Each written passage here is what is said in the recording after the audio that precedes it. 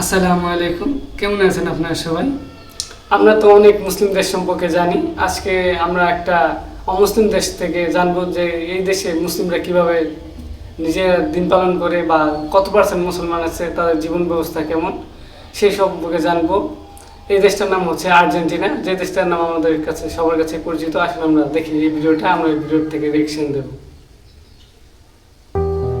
কখনো কি ভেবে দেখেছেন আর্জেন্টিনার ভেতরেই এমন একটি ছোট্ট সম্প্রদায় আছে যারা প্রতিদিন নিজের ধর্মীয় পরিচয় বাঁচিয়ে রাখার জন্য নীরব এক সংগ্রাম করে যাচ্ছে। সংখ্যায় খুবই কম, গোটা জনসংখ্যার মাত্র 2%। দেশের এক প্রান্ত থেকে আরেক প্রান্তে মসজিদ হাতে গোনা, অনেক শহরে নামাজ পড়ার জায়গা, হালাল খাবার খুঁজতে কখনো কখনো কিলোমিটারের পর কিলোমিটার পথ পাড়ি দিতে হয়। এটাই আর্জেন্টিনার মুসলিমদের বাস্তবতা।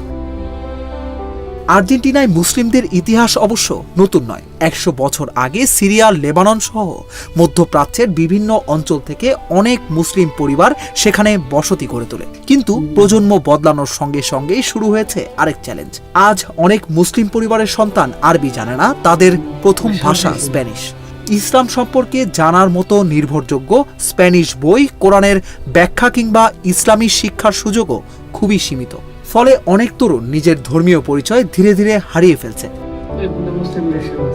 মুসলিমদের সংখ্যাও খুব বেশি নয়। রাজধানী বুয়েনোস আইরেসে কয়েকটি বড় ইসলামিক সেন্টার থাকলেও দেশের বিশাল অংশে মুসলিমদের জন্য এমন সুযোগ নেই। শুক্রবার জুম্মার নামাজ পড়তে অনেককে দীর্ঘ পথ যেতে হয়। অনেক এলাকায় ঈদের জামাতও নিয়মিত আয়োজন করা কঠিন হয়ে পড়ে। হালাল খাবারের নিশ্চয়তা সেখানে নেই। বিশেষ করে ছোট শহরগুলোতে মুসলিম পরিবারগুলোকে আগে থেকেই খোঁজ নিয়ে বাজার করতে হয়। অনেক সময় দূরের শহর থেকে হালাল মাংস সংগ্রহ করতে হয়। তবে সবকিছুর মধ্যেও আশার গল্প রয়েছে। বুয়েনোস আইরেসে অবস্থিত কিং ফাহদ ইসলামিক কালচারাল সেন্টার দক্ষিণ আমেরিকার অন্যতম বড় ইসলামিক কমপ্লেক্স। এখানে রয়েছে মসজিদ, লাইব্রেরি, শিক্ষা প্রতিষ্ঠান এবং ইসলামিক কার্যক্রমের ব্যবস্থা। এছাড়া আল আহমদ মসজিদ ও আত তাওহিদ মসজিদ বহু বছর ধরে মুসলিমদের ধর্মীয় শিক্ষা, সামাজিক কার্যক্রম এবং কমিউনিটি কেন্দ্র হিসেবে কাজ করে যাচ্ছে। ইসলামিক সংগঠনগুলো এখন স্প্যানিশ ভাষায় ইসলামী বই, অনলাইন ক্লাস এবং বিভিন্ন শিক্ষামূলক উদ্যোগ চালু করেছে, যাতে নতুন প্রজন্ম অন্তত নিজের ধর্ম সম্পর্কে সঠিকভাবে জানতে পারে। আর্জেন্টিনার মুসলিমদের গল্প শুধু কষ্টের গল্প নয়, এটা নিজের পরিচয় ধরে রাখার গল্প, সংখ্যায় ছোট হয়েও বিশ্বাসকে বাঁচিয়ে রাখার গল্প, হাজারো সীমাবদ্ধতার মাঝেও প্রতিদিন ইসলামকে আঁকড়ে ধরে রাখার গল্প।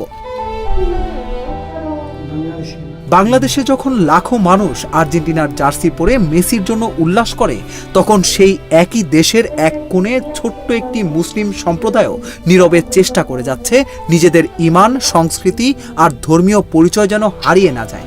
হয়তো সেটাই আর্জেন্টিনার সবচেয়ে কম আলোচিত কিন্তু সবচেয়ে মানবিক গল্পগুলোর একটি।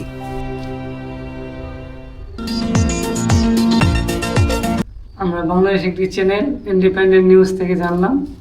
আর আমরা বাংলাদেশের আশপাশে একটু হাঁটলেই অনেক মসজিদ দেখা যায়, যেটা আর্জেন্টিনার ক্ষেত্রে নেই। আর খাবারের দোকানও অনেক কিলোমিটার যেতে হয় হালাল খাবারের জন্য, যা আমাদের দেশে হালাল খাবার বিভিন্ন জায়গাতে পাওয়া যায়, যা আর্জেন্টিনাতে পাওয়া যায় না। যা আমরা এর জন্য দিন পালন করা অনেক সহজ, যা আর্জেন্টিনার ক্ষেত্রে অনেক কঠিন। আমাদের দেশ তো মুসলিম দেশ, ওই দেশটা তো মুসলিম দেশ না, তাই তাদের জন্য খুবই চ্যালেঞ্জের বিষয়, খুবই কঠিন। যদি আমাদের ভিডিওটা ভালো লাগে আর নতুন নতুন ভিডিও পেতে, ইসলামিক ভিডিও পেতে আমাদের সাথেই থাকুন। যদি আপনার কোনো ভিডিও ভালো লাগে আমাদেরকে বলুন, আমরা সেই ভিডিওতে রিঅ্যাকশন দেবো আর আপনাদেরকে সেই ভিডিওটি দেখানোর চেষ্টা করবো ইনশাআল্লাহ। আল্লাহ হাফেজ।